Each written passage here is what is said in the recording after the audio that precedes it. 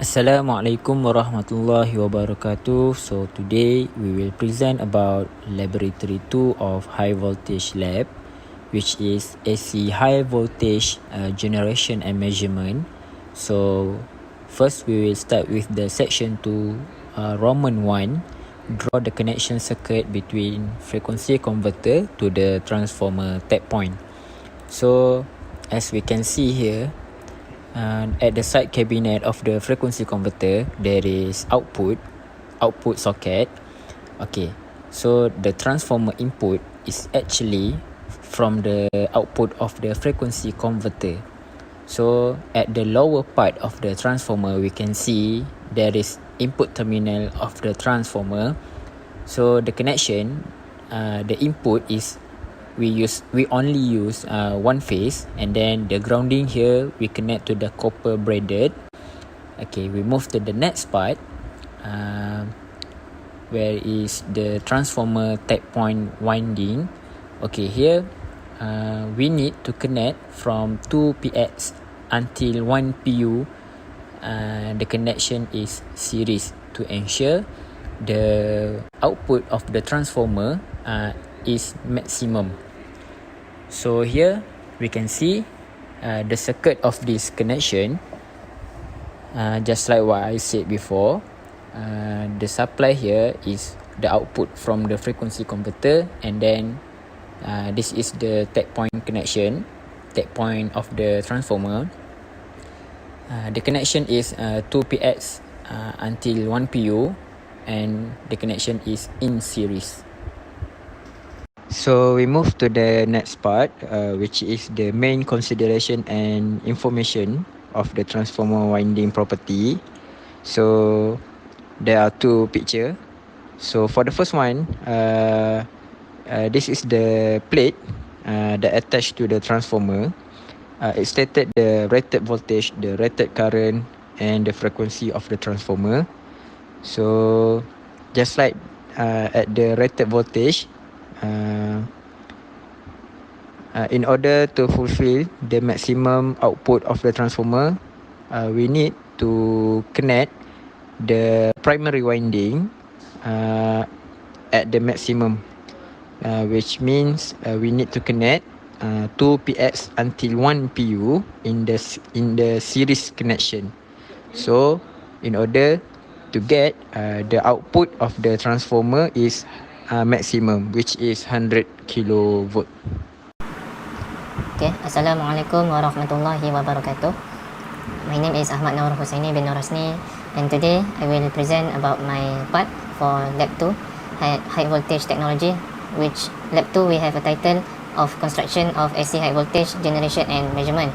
So I will present my part, which is part 2 in the lab sheet for question number 2. So without wasting any time, let's go to the next slide. So this is my question.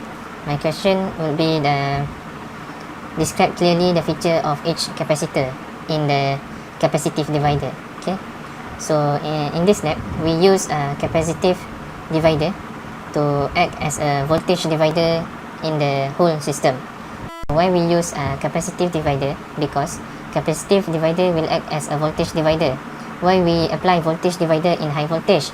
Because voltage divider it will somehow scale down or decrease a voltage to a desirable value to be fed to the instrument to be measured the voltage. Or as you can see here in the slide, voltage divider in high voltage are used to scale down a very high voltage so that it can be measured by instrument. Okay, so we don't use other types of capacitor in the system. We also have a few other capacitor.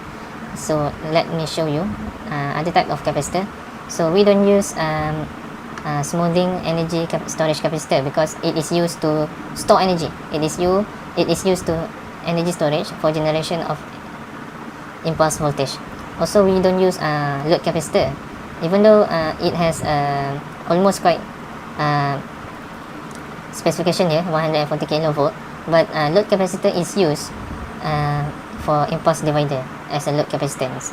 So both of these capacitor are not suitable to scale down the high voltage to a desirable value. Okay, so back to our slide here. So this is the hardware connection for the system. We have FC panel, we have 3 core, live, neutral and ground, straight to the high voltage transformer. This will convert the low voltage here to a high voltage connected with connector here to connecting cap and the top electrode here. So the function of top electrode here, we can refer in this lab sheet, in this notes. Top electrode here used together with grounding switch ES and to reduce the corona discharge on high voltage part. This is the function of top electrode. Okay, so connecting cap, as we know, the function of connecting cap is to connect 4 components, can be connected horizontally and 2 components vertically. So this is the function of connecting cap. So back to our slide here. After that, we have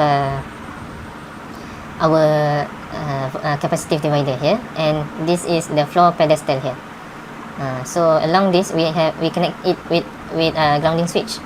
So the function of floor pedestal and grounding switch, both we can refer to this document. Floor pedestal is for mounting up to 4 space bars horizontally and supporting 1 component vertically. So the 1 component vertically would be our capacitive divider. Okay, so the function of grounding switch here, it can be used to ground the high voltage construction kit. So after we have done the test, all the remaining high voltage will be grounded through this component, through this grounding switch here. Okay, so back to our slide. So this is the schematic diagram that I can illustrate to you about our capacitive divider. So in this capacitive divider consists of 2 capacitor. So as we take this as an example, okay, we have 1 capacitor here, C1 with 10 microfarad, and C2 here with 22 microfarad here. So based on theory, the highest capacitance value will produce lowest voltage output. Okay, so in this case, we consider 22 microfarad have a highest capacitance value. So as to be proven it, we have to do a few calculation here. So we have to do both calculation for 10 microfarad and 22 microfarad. So we have here 10 microfarad and 22 microfarad. The reactance that we have here is 2 ohms for 10 microfarads and 0.9 ohm for 22 microfarads. So we calculate the amount of currents with the example of 10 volt as the input voltage, and the total of reactance here 2.9 ohms, we have 3.45 amps. So we calculate for output voltage at C1 and output voltage for C2. We obtain 3.1 volt for output voltage at V2 at C2. So this is the proof that the highest value of capacitance produce the lowest value of output voltage. So the output voltage here will be fed to the secondary capacitance to measure the voltage, the high voltage that is produced by the transformer. Okay, I think that's all from me. Good day everyone, I'm Roland Jana, and today I will be presenting about the connection of measured capacitor and secondary capacitor. For question number 4, there will be consist of 2 parts. The first part is the connection from the outer part of the secondary capacitor, which is connected to the measured capacitor using coaxial cable, and the second part will be the internal part of the secondary capacitor, which is the schematic diagram circuit inside of it. The main function of the measured capacitor 100 picofarad is to limit and control the energy from the transformer, which produce 100 kilovolt before it converted into 5 volt RMS to secondary capacitor 2 microfarad.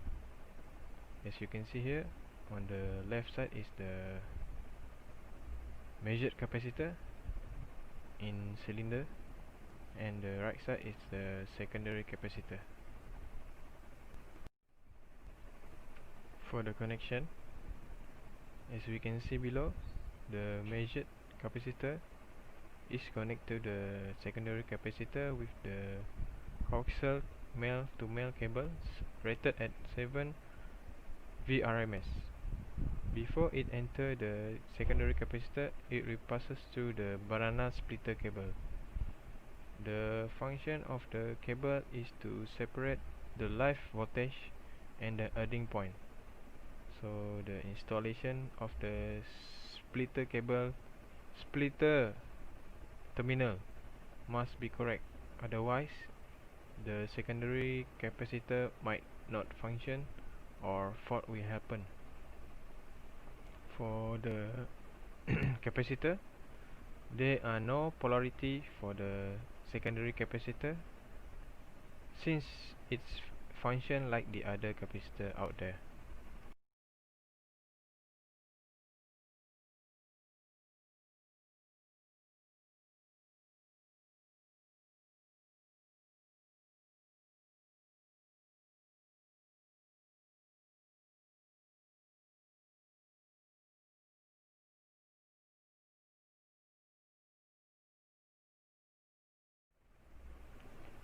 Next will be the schematic diagram of a secondary capacitor.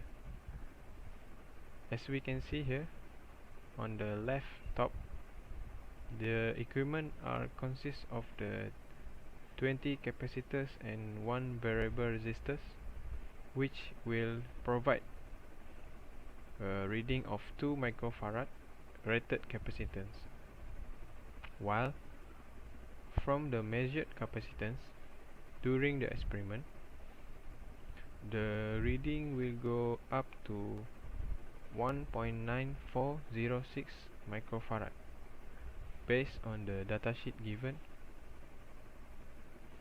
For example, as we can see below, the connection for capacitor, the capacitor is connected in series condition since its operation is inversely proportional to the resistor. For resistor, if we connected it in parallel condition, it will be equal as the capacitor when it connected in series condition. And the calculation method as well is inversely proportional. Then the total capacitor will be parallel up with the variable resistor to make it a complete circuit for capacitive resistive circuit.